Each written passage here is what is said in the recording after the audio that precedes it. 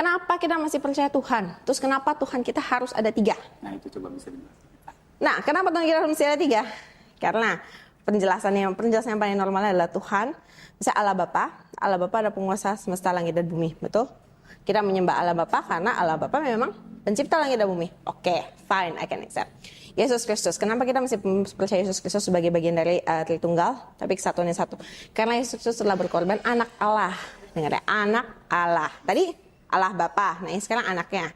Anaknya turun ke dunia ini untuk disalibkan dan dijadikan kutuk karena dosa kita. Dosa umat manusia menjadi kutuklah anak Allah ini, dan saat anak Allah disalibkan, kutuk kita terhapuskan dan berserah dengan dosa-dosa kita. Karena diserap lah, istilahnya kayak diserap, like magnet. Oke nggak? Oke lah, fine. Kata ajaran kasih kan? Fine, oke, fine. Sekarang kita masuk ke Roh Kudus. Roh Kudus adalah katanya roh yang yang akan menghinggapi kita ketika kita hidup di dalamnya jalan Yesus Kristus, dalam ajaran Yesus Kristus. Ketika kita percaya Yesus Kristus, akan ada Roh Kudus yang hidup bersama dengan kita. Pertanyaan saya mulai keluar. Saya udah mulai nggak terima nih. Kayak gini. Jadi kalau roh saya keluarin, terus masukin Roh Kudus, bisa hidup nggak? Kan sama-sama roh. Saya roh manusia, saya ngaku saya manusia namanya Jesslyn. Nah, coba nih, saya di stop jantungnya. Terus dibilang, saya kan percaya dengan Yesus. Saya percaya, saya ini, dan saya yakin 100%. Coba, hentikan jantung saya, replace Roh Kudus aja di dalamnya. Bisa nggak? Nah, kalau nggak bisa, kenapa kita harus punya Roh Kudus? Emang roh kita nggak cukup? Terus pertanyaan saya, bagaimana jutaan orang di dunia ini yang lain yang nggak punya Roh Kudus? I see they live it fine. Mereka baik kok. They did a good things. I see it by my own eyes. Mereka berdoa dan bersabda setiap saat. Berarti apa penjelasan Roh Kudus? Roh yang menyertai kita. Dan kedua, gimana cara saya validasi? Ini Roh Kudus atau roh setan? Sama-sama roh kan? Yeah. Yang masuk ke tubuh saya. Misalnya dibilang, oh saya bisa melihat pandangan Roh Kudus masuk. Oke, apa yang dilihat? Mungkin angin ya, mungkin sosok, mungkin bayangan, mungkin something lah yang spiritual. Masuk ke saya. Emang dalam saya bisa ada pengecekan gitu, kayak pengecekan kakak, soalnya Roh Kudus nomor kakaknya berapa, ini bener gak ini? Kan gak ada kan? Apa yang kita undang gitu loh. Because it's dangerous. Karena saya ada belajar filosofi lain, how to summon demon atau something ya. Itu tuh when you believe, when you summon, dan ketika kamu put all of your faith into it, barang yang gak nyata pun bisa nyata dan bisa masuk. Setan tuh tidak bisa mudah masuk ke manusia, unless you accept it and you open it up for them. Ketika kamu undang, kamu tidak tahu, kamu undang Roh Kudus, but you don't know what is Roh Kudus, right? Nah, kamu undang dia masuk. Yakinkah dia masuk Roh Kudus?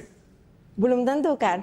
Nah, jadi dalam konsep itu saya sudah terpecahkan. Saya memang nggak percaya dengan konsep-konsep Roh Kudus, karena menurut saya kita punya roh manusia kok. Harusnya roh yang dibimbing itu roh kita.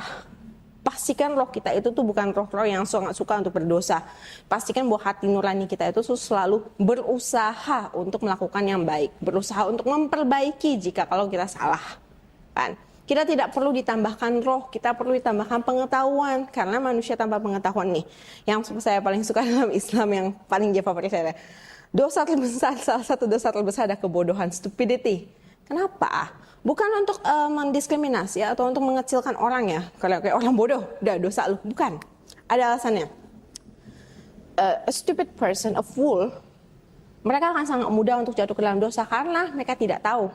Kedua, mereka tidak peduli. Ketiga, kalaupun sudah diberitahu, mereka tidak mengerti. Jadi akan sangat dekat untuk melakukan dosa-dosa yang parah. Jadi itu tuh kayak bibitnya. Bibit dari dosa-dosa adalah kebodohan. Ketika kamu bodoh dan tidak tahu, kamu akan mudah jatuh ke jalan-jalan yang salah. Dan belum tentu kamu bisa perbaiki karena kamu sudah punya bibit kebodohan. Itulah yang harusnya kita tangkis. Itu yang paling harus kita tangkis dulu. Jangan sampai kita menjadi orang yang bodoh. Nah, salah satu konsep kebodohan adalah ketika kamu diberikan sesuatu yang kamu tidak mengerti, kamu jelas kamu tidak mengerti, dan kamu tahu jelas sudah bertolak belakang. Banyak kalian sudah membuktikan hal itu bertolak belakang, tapi kamu paksain. Itu juga salah satu form of stupidity. Karena kita menolak fakta yang ada. Kita manusia, live by fact.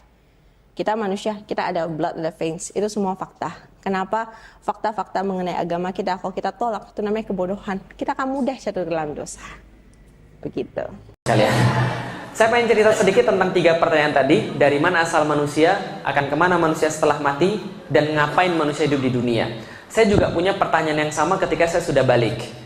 Saya sudah balik ketika SMP kelas 2, dan SMP kelas 2 saya tanya pada ibu dan bapak saya, Pi, mi, manusia ini asalnya dari mana sih? Bapak ibu saya jawab dari bapak dan ibumu. Papi dan mami dari mana? Dari opa dan oma. Opa dan oma dari mana?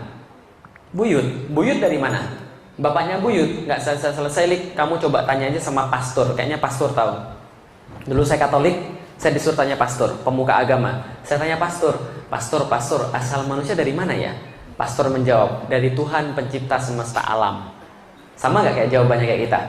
Sama. Bedanya dia bilang Allah, kita bilang Allah. Itu aja. Tapi sama-sama yakin Tuhan? Yakin. Lalu saya tanya lagi, kalau gitu pastor, yang menciptakan manusia dan alam semesta yang mana? Kan ada 3, Bapa, Putra, atau Roh Kudus. Kan ada 3 nih. Kata pastor, Lik, 3 Tuhan ini adalah satu, dan satu Tuhan ini ada 3 entitas. Walaupun ada 3 entitas, dia tetap satu karena tidak terpisah-pisahkan. 3 tapi tidak terpisah-pisahkan, 1 tapi terpisah ada 3. Walaupun terpisah, dia tetap satu, walaupun tetap satu, dia ada 3. Paham atau bingung? Mana ngerti kan bagaimana rasanya kan gitu kan ya. Ketika saya juga bingung, saya tanya, kalau gitu pastor, kenapa Tuhan harus ada 3? Kenapa Tuhan nggak 4? Kenapa Tuhan nggak 5? Kalau 5 kan bisa buat Power Rangers. Iya, memang waktu itu saya agak kurang ajar memang. Lah kenapa? Karena saya nggak pernah diajarin agama oleh orang tua saya. Hati-hati. Kalau agama nggak pernah diajarin pada anak, anaknya pasti kurang ajar kayak saya dulu. Nah, ketika saya kemudian nggak pernah diajarin agama, saya agak kurang ajar. Lah kenapa? Karena saya belajar agama dari game. Maka saya terbentuk menjadi orang yang nggak suka dengan agama, mengolok-olok agama. Paham ya ibu sekalian? Kenapa Tuhan harus 3, nggak 4? Kenapa nggak 5? Kalau 5 kan bisa buat Power Rangers. Pastornya bilang, Lik, kamu nggak boleh bilang begitu. Lah kenapa? Tuhan itu 3 dalam 1 dan 1 dalam 3. Itulah yang kita yakini dan kamu nggak boleh banyak tanya. Itulah keimanan. Kalau kamu banyak tanya, berarti kamu belum beriman. Kalau gitu beriman itu apa pastor? Beriman kata pastornya, kata pastor yang lain adalah sama seperti ketika Anda melihat sulap. Pernah lihat sulap? Ini kosong ya. Tiba-tiba keluar burung, keluar kelinci, udah nggak usah dipikirin, gitu aja memang. Kalau nanti Anda pikirin, nanti Anda malah nggak menarik pertunjukan sulapnya. Iman kayak sulap, kata dia. Banyak yang nggak bisa dilihat mata, banyak yang nggak bisa kemudian kita yakini dengan logika, tapi bisa kita yakini dengan hati. Kata-katanya kayaknya keren, tapi saya tetap aja bingung. Lalu kemudian saya nggak nanya pada hari itu, besoknya lagi saya tanya. Ketika saya baca buku agama, di situ tertulis sebelum Yesus mati di kayu salib, maka dia berkata, Eli Eli lama sabachthani. Tuhan, Tuhan, mengapa engkau meninggalkan aku? Lalu saya tanya, pastor, Yesus ini kan Tuhan. Iya. Kalau Yesus Tuhan, kenapa dia harus panggil Tuhan yang lain? Ini kayak jeruk makan jeruk ini. Apa kata pastornya? Kalau kamu beriman, kamu nggak banyak tanya. Kalau kamu banyak tanya, berarti kamu belum beriman. Saya katakan sejak saat itu, kalau Tuhan nggak mau saya banyak tanya, harusnya Tuhan nggak usah ciptain saya pakai akal.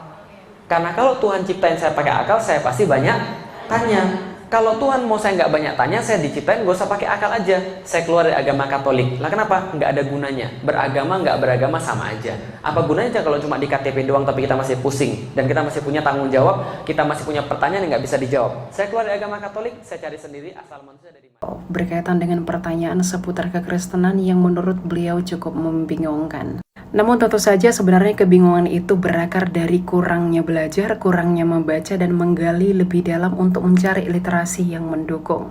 Namun meskipun demikian, mari kita kaji lebih dalam untuk menjawab kekepoan Anda dan siapapun mengenai pertanyaan yang dilontarkan dalam video tersebut bersama saya.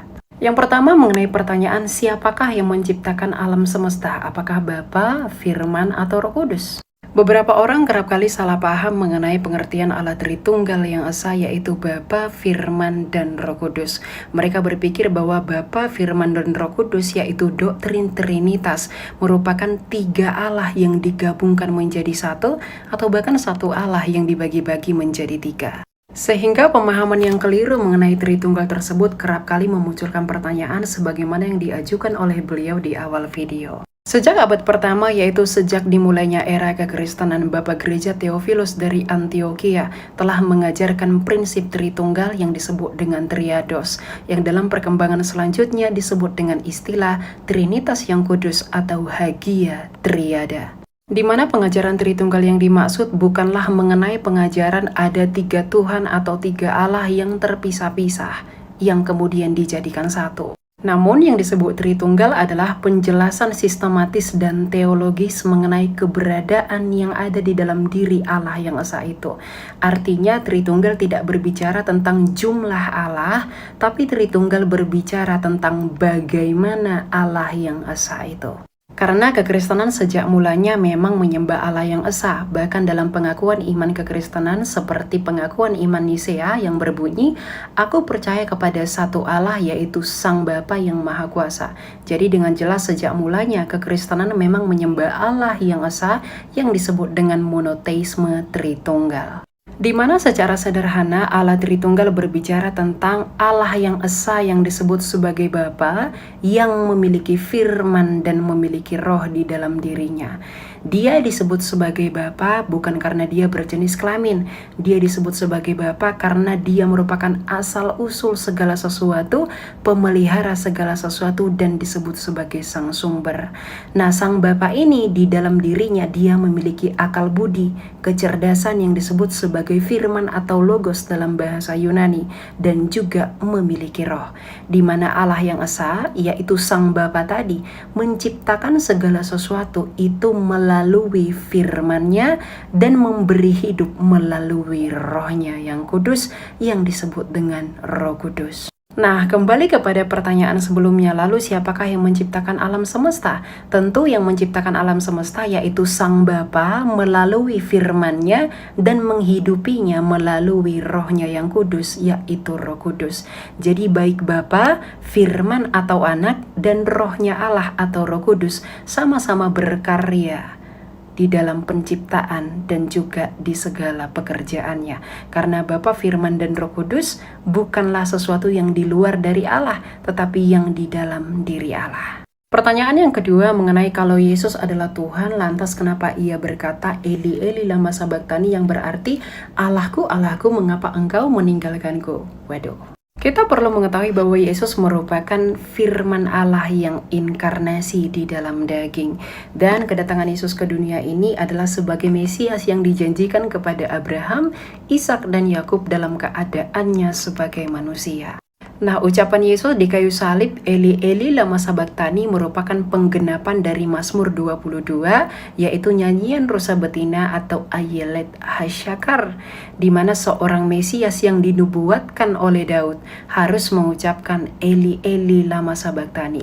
Dan ketika Yesus di kayu salib berseru sebagai Eli Eli lama sabachthani, artinya memang dialah Mesias yang dinubuatkan oleh Raja Daud itu. Lalu kepada siapa Yesus mengatakan Eli Eli lama sabachthani tersebut? Tentu ia menyatakannya kepada Sang Bapa yang adalah sumbernya Yesus Kristus itu sendiri. Karena Yesus Kristus menurut pengakuannya sendiri berkata bahwa aku datang dan keluar dari Bapa. Karena Yesus adalah Sang Firman dan Bapa adalah Sang Sumber itu sendiri. Sehingga kesimpulan dari penjabaran saya adalah doktrin ala Trinitas yang kerap kali disalahpahami bukanlah berbicara tentang jumlah-jumlah Allah, tetapi ala Trinitas berbicara tentang bagaimana Allah yang esa itu. Dan tentu tidak lupa saya selalu menyuarakan kepada teman-teman sekalian agar selalu mencari hikmat di dalam pemahaman akan Allah yang sejati. Karena kurangnya belajar, kurangnya hikmat seringkali membuat kita tersandung yang kemudian membuat kita menolak Yesus Kristus karena pemahaman dan juga filsafat yang kosong. Oleh karena itu, setialah di dalam Kristus karena hidup hanya ada di dalam Dia. Tuhan memberkati dan Shalom Aleichem.